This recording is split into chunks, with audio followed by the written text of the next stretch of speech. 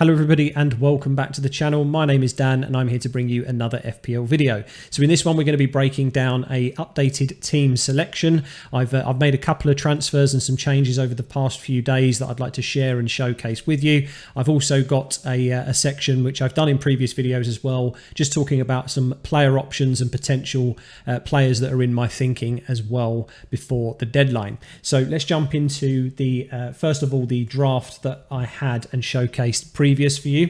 So I've made 4 changes total to this draft and we'll go through those in a minute. I think generally I just want to summarize here that I think the general kind of structure of the squad is a structure I'm happy with. I've kind of really only defaulted to the 4-4-2 for pretty much for a long time now. I think I've tinkered slightly with the idea of 5 at the back from time to time. I've never really gone with 3 strikers, and I've also stuck with pretty much 2 premiums all the way through. I have seen premium drafts that do look okay, but I feel like there's limited flexibility and you have to make too many sacrifices in those type of teams. So yeah, a couple of points really on this. There's only a kind of a few things I was potentially not unhappy with, but I felt like could potentially get some kind of upgrades or some changing, and that's really in Sanchez and Diaz at the back. I want a City asset. I 100% want some kind of defensive asset for them because their fixtures just look phenomenal for at least the first, say, 8 game weeks, when potentially we may start thinking about a wild card around that sort of time. So I think I want that coverage 100%. With Diaz, though, I'm not 100% sure he's the right option for that.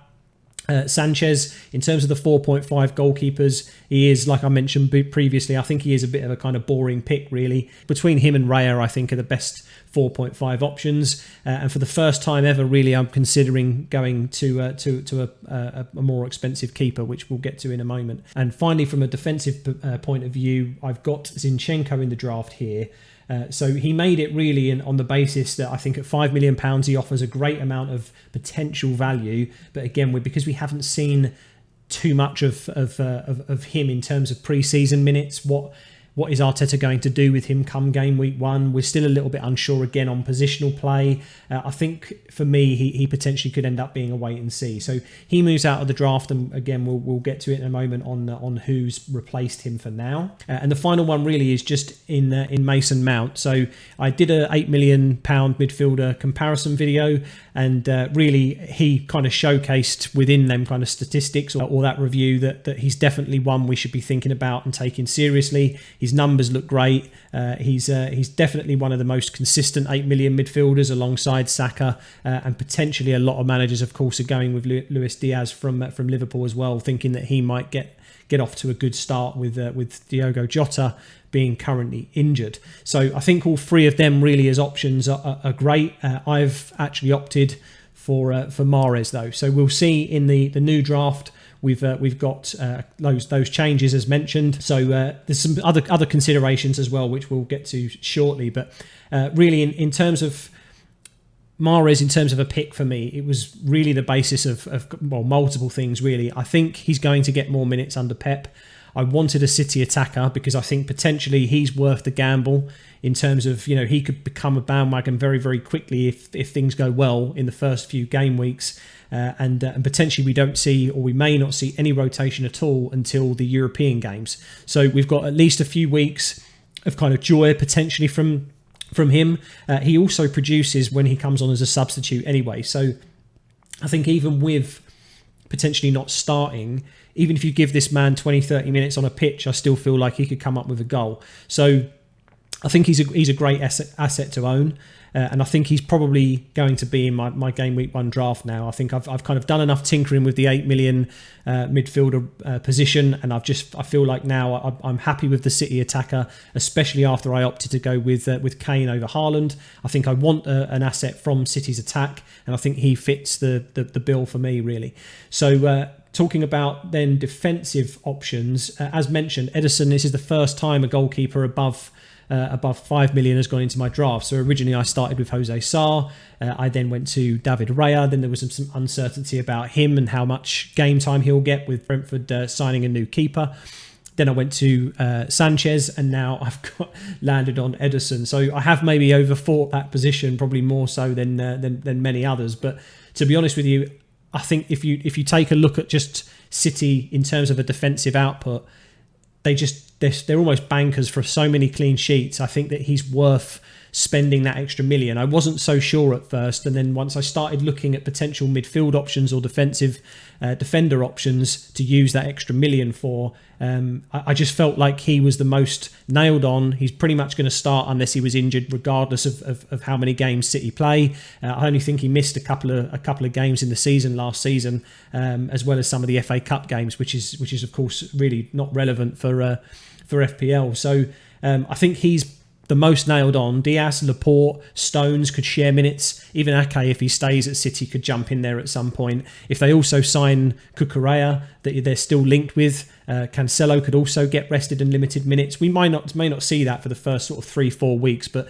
it just added a kind of little bit of a cause for concern for me. Whereas I think Ederson is a sure starter. He only costs $5.5 million. And then finally, I've landed on two £5 million defenders in Trippier and Gabriel. So Trippier has featured in multiple drafts for me, really. I've kind of always gone back to him because I think that at that price point, not only is it great across the board for quite a number of defenders, so it's easy to downgrade, it's easy to stay within that 5 million price point and still have plenty of good options in players like Cash, players like Creswell, Digne, lots of kind of fallback options and attacking options for us to be looking at. Zinchenko now as well of Arsenal. So I like him for that reason, but I also like the fact of how much set piece threat he offers. He's obviously, he's got a worldie of a free kick on him. I think, game weeks 3 and 5 particularly are the ones that we kind of want to avoid, maybe from a Newcastle perspective, especially defensively, as it is City and Liverpool that they play on those weeks. But with the likes of Andreas and Nico Williams, because of how flexible we are with them being so cheap and also knowing that they're pretty much going to be starting, or we can assume they will be, they are bench options that we can bring in on game week 3 and 5 respectively. So I don't even need to book in transfers, which I never really like doing for the likes of Trippier.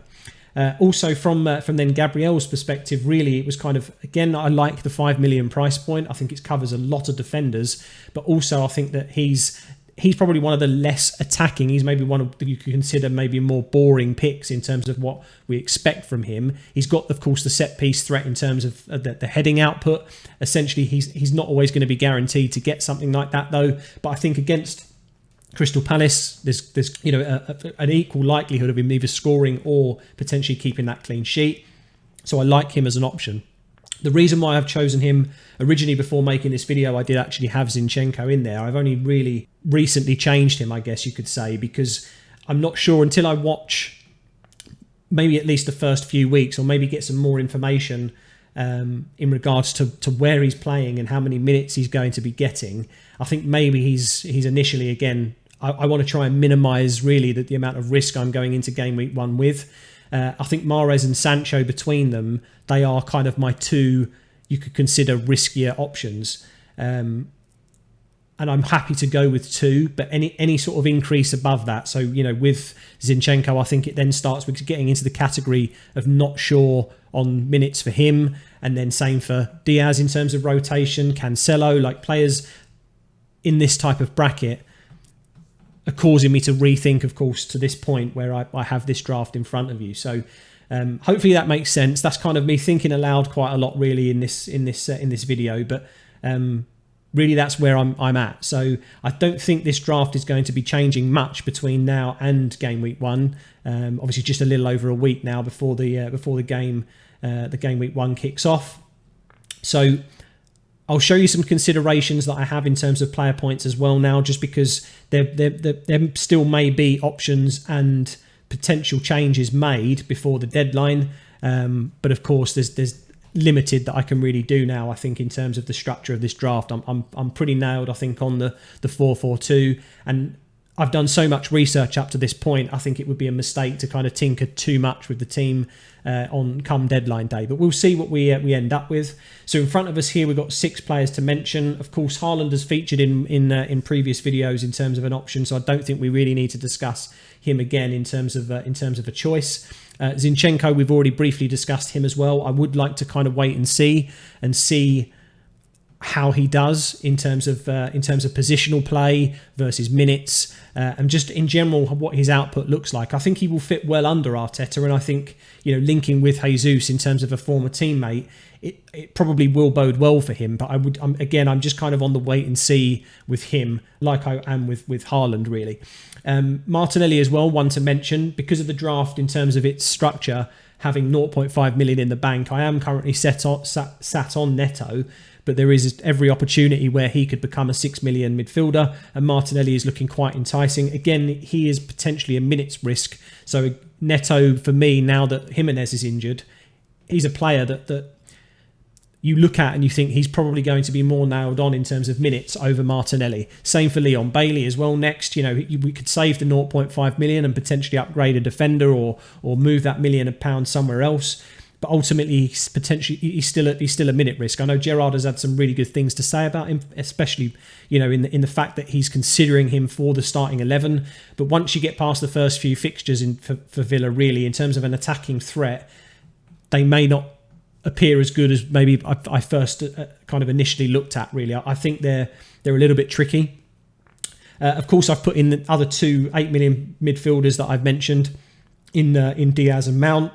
I haven't placed Saka here really because if Martinelli does come into the consideration, then that's my triple up on Arsenal, so I wouldn't be able to put him or fit him into the draft, although he is worth a mention. So Diaz, for obvious reasons, I had him in my initial draft. I think, again, the only reason I've kind of gone against him now is really because I want to take that kind of small differential risk in Mahrez, and I'm happy to do that. I'll also accept if it does hurt me by not going with him, I'll be very quick to manoeuvre to Diaz if I need to, depending on his outputs. And then Mason Mount as well. I think, you know, Chelsea, they are in a bit of turmoil at the moment, which is why it's kind of made me rethink about having a double up for them. Even though one was a defender in Reece James and one being a midfielder in Mount, I still think that there's a lot of question marks over them as a team and what they're going to be really producing for us this season. So I think from an FPL asset point of view, he is still great and a solid option. So if you've got him in your draft, I would 100%, you know, back him to be able to produce something for us. It's just, like I say, kind of more, maybe I'm overthinking it at this stage, and maybe I've read into too much about pre-season and the transfer window. But I've taken that punt, like I say, on Mahrez, really, I think. So ones to consider, and I may revert back, of course, but that's where my thinking is at the moment. So I'm going to wrap the video up there, guys. A few things to mention is the mini league code is underneath me, so please feel free to join that. If you are new to the channel and you're just checking me out for the first time, then please consider subscribing to the channel. It really does help me out. We've already reached over 200 subscribers in about the 3-4 weeks I've been making videos so far for you guys, so it's absolutely fantastic. Another shout out to FPL Focal for sending quite a lot of people my way, and hopefully creating plenty more content through the season. No doubt I'll be doing a live stream come the deadline next Friday. Looking forward to having some maybe live tinkering with you on the Game Week 1 deadline. And let me know your thoughts in the comments, guys. You know, what do you think of the updated draft? Are the 2.5 million defenders a little bit better in terms of now with Ederson as the keeper? So let me know your thoughts, guys. And again, thank you very much for watching, and I'll see you in the next one.